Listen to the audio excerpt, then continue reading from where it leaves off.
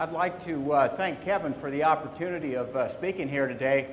Just a couple of overall disclaimers. I do come from Liberal, Kansas, but the only thing liberal about Liberal, Kansas is its name. Okay, so I want to make sure that that we're aware of that. Just a little bit about me.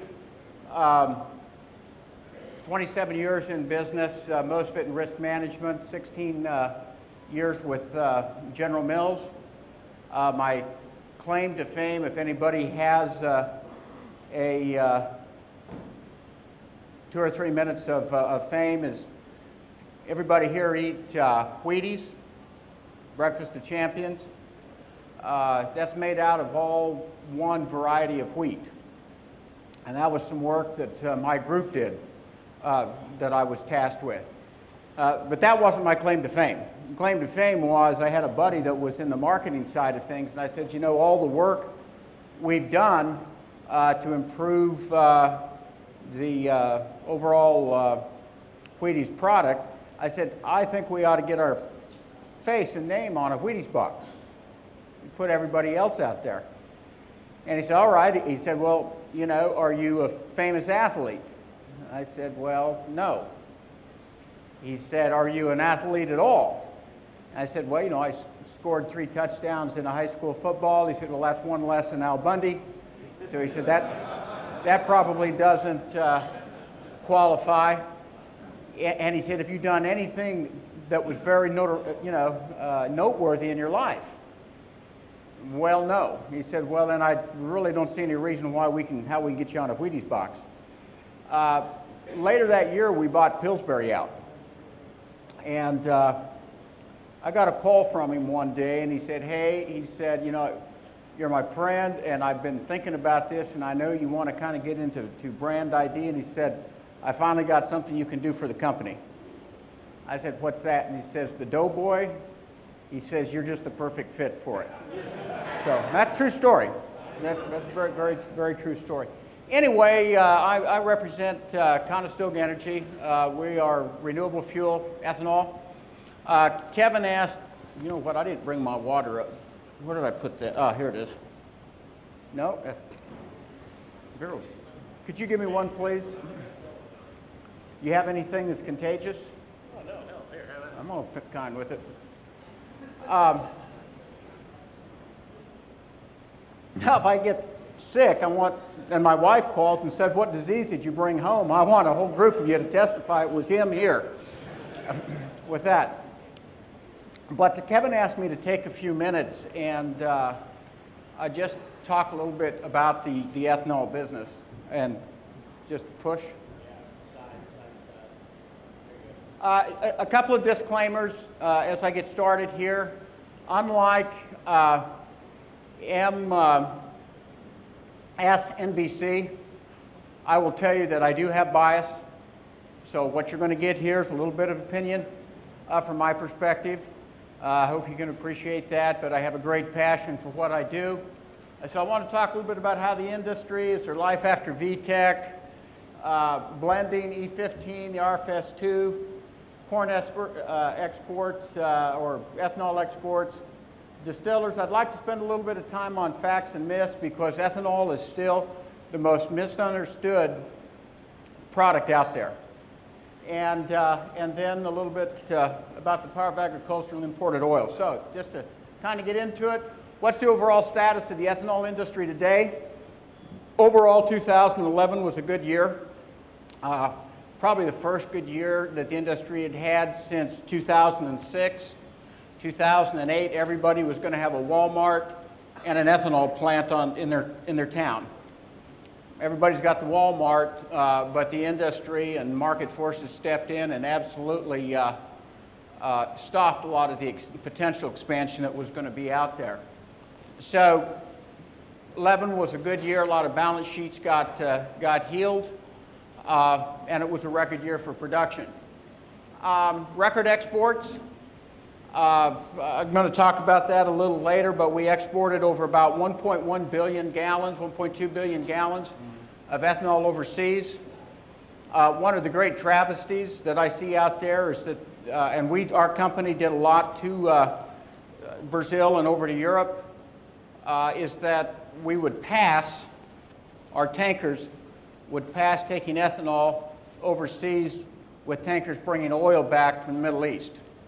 Now, I've never been able to quite rationalize that in my mind, but needless to say, in an environment like we have today where we have very high fuel costs, we continue to ship ethanol overseas. Fourth quarter, the VTEC shuffle. Basically what that happened, the VTEC is the blending credit. The 45 cents that the government had out there for the mandated blenders, the major oil companies, to not only blend the ethanol, but to build the infrastructure needed to handle it. Because ethanol absorbs moisture quite easily, like most alcohols do, you have to have some of the piping and some of the infrastructure has to be a little bit different, and that was where most of that went to. People knew that it was going to come off at the end of 2011. So what they did was they bought all the ethanol they could do. They sent a false signal to all the plants to overproduce. They collected the blender's credit, and that inventory is still out there today.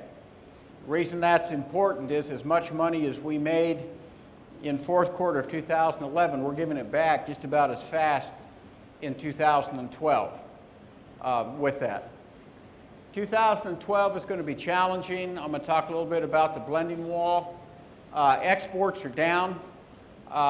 There's no doubt that some of the blending credit was used inadvertently to be able to export, but Brazil has lowered their blending mandates now.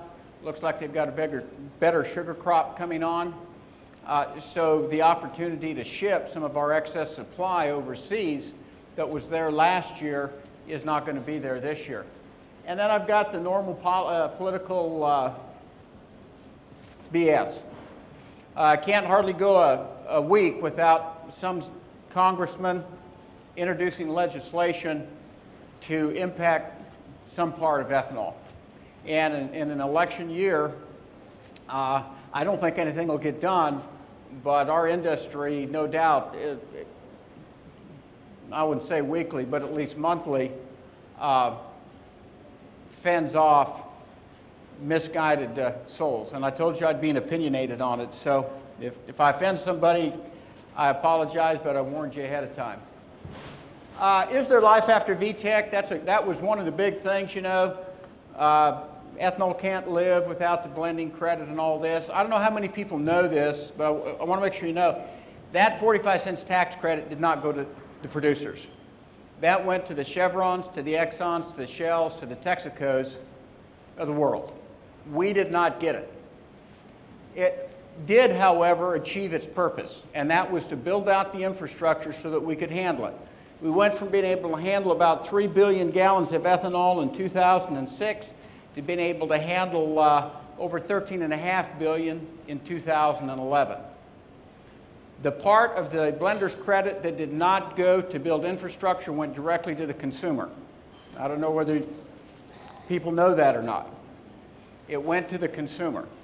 So in my mind, and in the mind of most people that have actually studied it, it was one of the most successful tax credit programs out there. It built the infrastructure, went to the consumer in the terms of being able to sell E10 a little bit cheaper, and it got the demand up. The one thing that the blender's credit did allow, it allowed ethanol to run with corn. What I'm talking about there is in the crush margin. If corn wanted to really take off and ethanol got above refined gasoline prices, RBOB, having that blending credit there did allow the oil companies to pay a little bit more for ethanol. But typically, if you look at the last 4 years, we have traded under gasoline. And actually, that's a good place for us to trade. In my mind, 25 to 30 cents under RBOB. It gives everybody an opportunity to use the product, make some money, take advantage of the octane, and really incentivizes people to use it. Today, just so that you know, we're at 90 cents under. We're at 90 cents under refined gasoline. So the big multi-billion-dollar question is, can the industry survive without it? Absolutely. There's a few things that have got to happen in terms of demand. There's a few things that have got to happen in terms of some of the BS games that are played out there. But absolutely, the ethanol industry, grassroots, producer-driven, can be extremely viable without that tax credit. Hitting the blending wall hurts, and that's really true.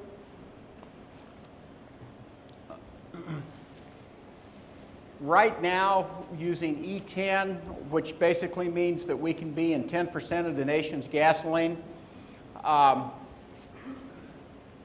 given where driving is right now, that's about 12.3, 12.4 billion gallons. Our industry right now is producing somewhere between 14.2 and 14 point, I think the last I looked on an annualized basis was about 14.2 billion gallons. So if you look at that, there's about 1.5 billion gallons of overproduction. So some things have got to happen. We either got to have more demand or we've got to produce less. Because the demand side of it today is not there, you're seeing that widespread to refined gasoline, and basically what's happened is the market, there might be some plants that are breaking even. Most plants in first quarter, I suspect, are going to be bleeding a lot of red ink. I just came from the RFA down in Orlando yesterday. I didn't talk with anybody that wasn't losing money in it. And that's the market signal saying, hey, stop producing until we can get some additional demand. Why is that important to most people in this room? That is absolutely, as Kevin and as Emily talked about, is going to impact the supply and demand numbers for corn, for old crop corn. Some people are slowing up, but I think what's really going to happen to get rid of that much demand or that much product, there's going to have to be plants that shut down. And when you look at that, an average 110 million gallon plant can use 40 million bushels of corn. You know, you have 3 or 4 of those shut down, and it'll impact your carryout considerably. What I think is going to happen is we're going to continue to price ourselves to where we're absolutely the cheapest fuel molecule in the world. The United States will be. And probably, right now we're taking ethanol to the Middle East. We've got some of our product that's going to the Middle East, believe it or not. We have product going into Europe. There's a tad bit of product going into Brazil. Once Brazil gets through its sugarcane harvest, I suspect that there'll be more going there. But one way or the other, U.S. ethanol is going to have to find itself to where it's the cheapest energy molecule pretty much in the United States, in the world, to be able to get used from that perspective. So we don't like it, but that's just the environment that we operate in right now. And I pointed out, these are exports. You can see we just kind of went along there in 2011. And that actually went through November, so if you add December on there, we were actually up over 1.1 billion gallons. And I don't know whether, I don't want to be cynical, but I hope you guys see the irony in this that I do. We're paying $4, I think in California, $4.50 for fuel, and we're shipping the crap overseas. We're actually shipping this to the Middle East. I've got some of my product going to the Middle East. So, I don't know. But it shows the growth that's there. U.S. gasoline demand is falling. Number one, the CAFE standards, people are getting better gas mileage. Number two, as very simple economics, as the price goes up, people drive less. Basically what I've shown here is that higher blends are going to be necessary if we hit the RFS2.